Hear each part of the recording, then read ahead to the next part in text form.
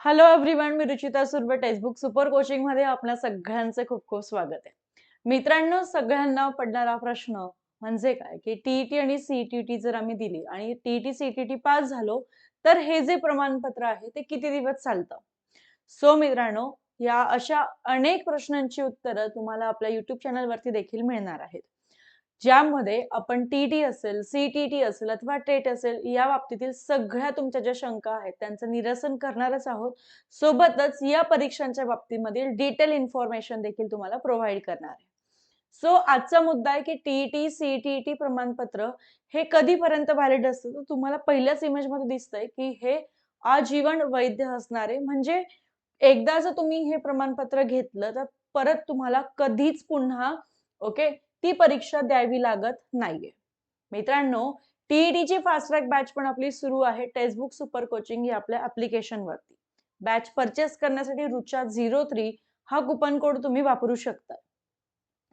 लक्षात घ्या, केंद्रीय शिक्षण मंत्रालयाचा मोठा निर्णय जो आहे तो घेण्यात आला होता आणि union ministry of education okay देशभरातील सर्व पात्र उमेदवारांसाठी हा ऐतिहासिक बदल असणार आहे. आता पूर्वीचा जो नियम होता त्यामध्ये काय होतं की फक्त 7 वर्ष तुम्हाला टीईटी आणि सीईटीचं प्रमाणपत्र जे आहे ते 7च वर्ष वैध राहणार होतं.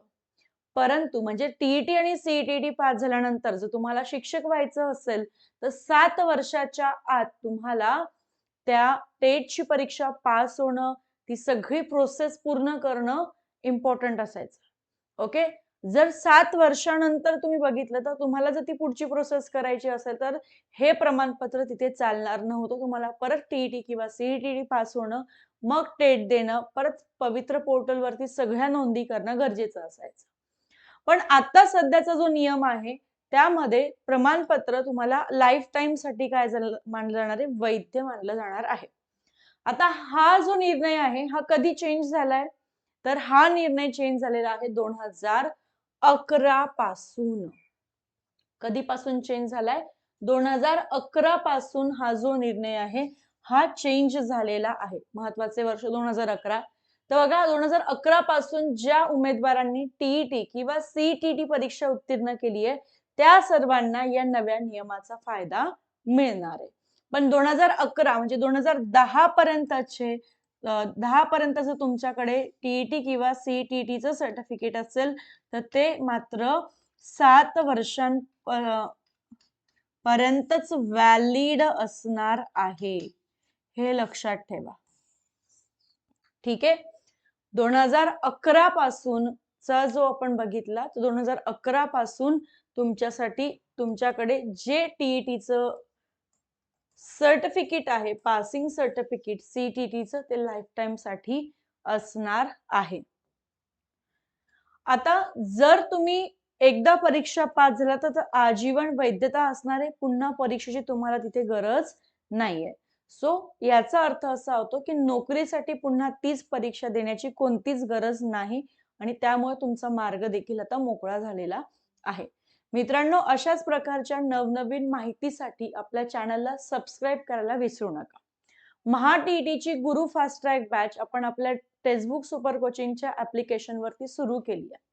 ₹1 तुम्ही फ्री ट्रायल घेऊ शकतात. पण जर तुम्हाला पूर्ण बॅच करायची नसेल तर तुम्ही स्टॉप ऑटो पे करू शकताय. नाहीतर तुमचे ₹529 देखील कट होतील.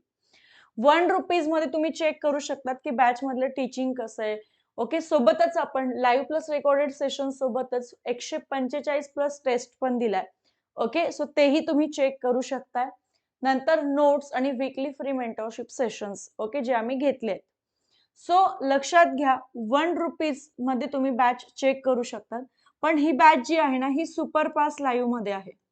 ठीक आहे. आता सुपरपास लाईव्हचं काय की जर तुम्ही सुपरपास मध्ये टीईटी फास्ट ट्रॅक गुरु बॅच घेतली तर तुम्हाला एसएससी असेल, त्यानंतर बँकिंग असेल, ओके, रेल्वे असेल, या सगळ्या परीक्षांची देखील सोबत तयारी करता येते आणि सगळे सेंट्रल लेवलचे कोर्सेस देखील तुम्हाला आपले टेक्स्टबुकचे बघता येणार आहेत.